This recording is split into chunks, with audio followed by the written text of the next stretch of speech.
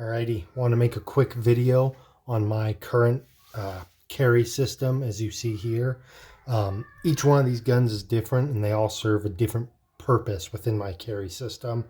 To start out, man, I've carried a lot of things. My EDC has evolved over the last decade. I most recently came from a Glock 19 appendix carry, and having small children over the last few years, this sucks. This is really difficult to carry now. When you're bending over constantly, when you're carrying kids and your shirt's pulled in odd directions, this is not the optimal solution anymore. And in comes the pocket carry J-frame setup, as I most commonly carry. So to start out, this is kind of the workhorse, the 642 Smith. Pretty lightweight. This one's in 38 special. Steel cylinder, steel barrel, aluminum frame. So really lightweight, really corrosion resistant. That's what I really like about this gun. And as I just said, this one is mostly pocket carried, which is an exceptionally fast draw. If you're in a sketchy situation, you can have the hand on the gun and not be brandishing it in the pocket. So there's really something to be said with that. Like I said, extremely quick draw, and this Uncle Mike's holster is actually a great pocket holster. I can't believe I'm saying that, but I've tried a bunch of different ones. With the exception of some custom leather ones I've heard good things about. I think this is a wonderful alternative, is the Uncle Mike's pocket holster. The sticky one kind of sucks. And there's one other brand that I can't think of. But buy the Uncle Mike's. It's pretty good. It definitely disguises the shape in the pocket, and they're fairly durable. And I never have an issue of it coming out of the pocket when I draw the gun. So it always stays in the pocket. Really great solution for pocket carry. Next up is the 351 Charlie in 22 Magnum. This is mostly like my biking and hiking gun. I'll show you the carry system I have it in. This is a really great gun. 22 Magnum is not to be messed around with, especially in a good loading like the Federal Punch. Talk about economical training with your carry piece. It's one of the only options on the table where I don't have a problem shooting my carry ammo, and lots of it. So, there's really something to be said for that, especially if you're recoil shy. This gun does have some downsides. It's got kind of a heavy trigger.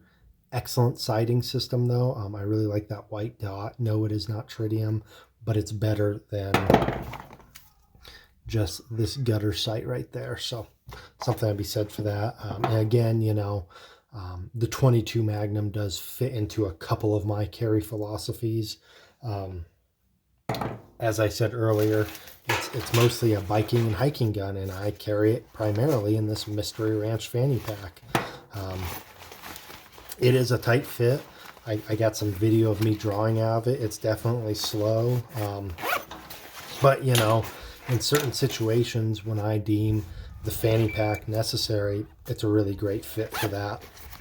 And these other guns could fit, but I like the lightweight aspect of the 351 Charlie. Also, this gun is kind of almost a saltwater environment gun. This fanny pack, whenever I use it, I usually use it if I'm going to the beach, on like a family trip, something like that, something where it could get wet. And fanny packs are normal in certain situations like the beach. Again, this fanny pack is super durable, super lightweight, really thin, and it disguises the J-frame really nicely. So I do carry this in other holsters as well, but I really like the fanny pack for it. Moving on, this is the Model 36. This is an all steel gun. I'm a big believer in having an all steel kind of trainer J-frame. You won't get the wear and tear on the frame right here like you will with these aluminum frame guns. So this is primarily what I train with when it comes to my J frames. Really don't ever carry it. It's purely a trainer. So, if you're looking to get into a J frame, it's kind of nice to buy an air weight just to carry. Obviously know where your carry ammo is hitting, but then it's nice to train with the steel one just for wear and tear and shootability at the end of the day. And my last J frame is the Model 37 here. Again, 38 Special. And I carry this one in a couple different holsters. It is mainly an ankle rig gun for me, though. So, depending on how I'm dressed, where I'm going, what time of year, I often find ankle carry is extremely comfortable. This is a DeSantis holster. You will not know you're wearing it. It's really comfortable. You will forget you're wearing it. So definitely a slower draw, but it's also an excellent and often forgotten solution to carrying a J frame or any other modern firearm, really. Again, depending on what kind of pants I'm wearing, what kind of environment I'm in, the ankle holster can be a really great tool for that. So I also have the outside the waistband, just a leather holster, $17.91.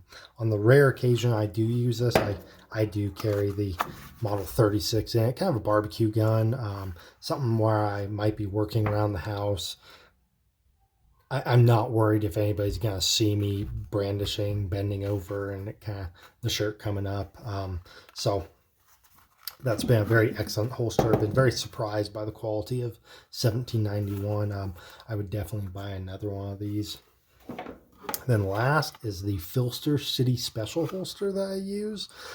Very comfortable for appendix. I typically use it with the 642 just for comfort. Again, super comfortable. There's something about a J frame that just really conceals nicely in the appendix position. Again, this is not my go-to, but it's an option, right? It all depends on what time of year it is, what I'm wearing, and where I'm going for what I'm going to be carrying. So mostly the pocket holster and the pocket carry method are the easiest. I don't like changing my wardrobe for the gun that I am carrying.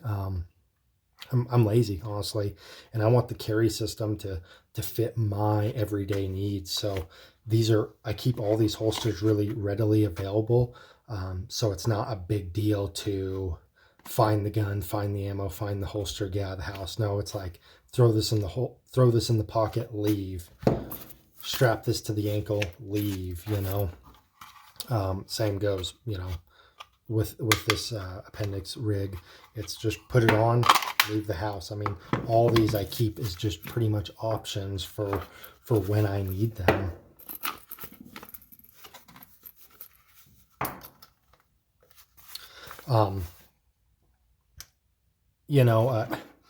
I think there's also a lot of people that get wrapped around the axle with carrying a big gun.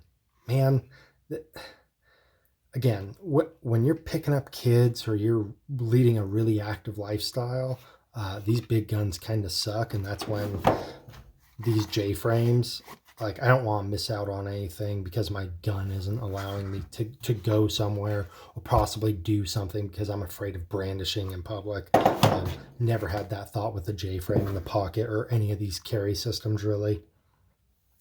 This gun, I did have issues. It's like, man, maybe I shouldn't do that because I have this big gun on me. So again, don't miss out on your kid's life or just anything, hanging out with friends, doing very active activities because you have this big gun on you. Maybe choose something smaller.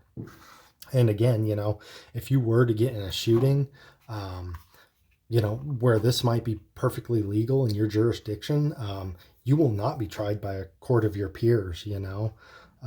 They will probably look down upon this, and it might get thrown out at the end of the day, but a J frame at the end of the day is a little more appealing to the masses, I think, and I wouldn't feel underarmed with the correct ammunition.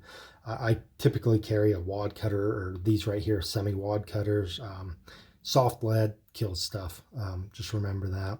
I use them for hunting a lot, so I'd be very careful with 38 special and hollow points is what I'm getting at. So, again, this is my system. I'm not a believer in one gun fits every situation. I'm a believer in one type of gun might be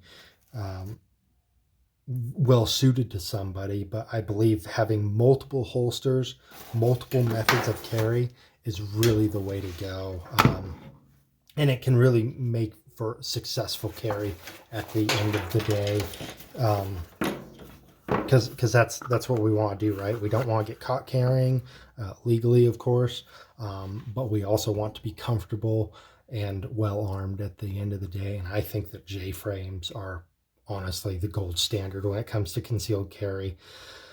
To talk a little more about the guns, as far as grips go, I really like these Hogue grips. They're super cheap. They give a little bit higher of purchase than the Smith grips do. I kind of like the Smith grips though, because they have a little more material here than the Hogues do. So just something I consider. Although these Smith grips are really hard to find, surprisingly. You'd think they'd be cheap and readily available, but they're not, because I kind of wanted to equip some of these guns with all the same grip. I find these point very naturally, so it's like I kind of wanted to get the same, but the Hogues are close enough, and for mostly training guns, the training gun that this is, it's fine. So I hope that helps. Just kind of wanted to show off my carry system, and maybe inspire people to get more holsters for the same gun, so they will be more prepared for the situation that they might be in. That's it.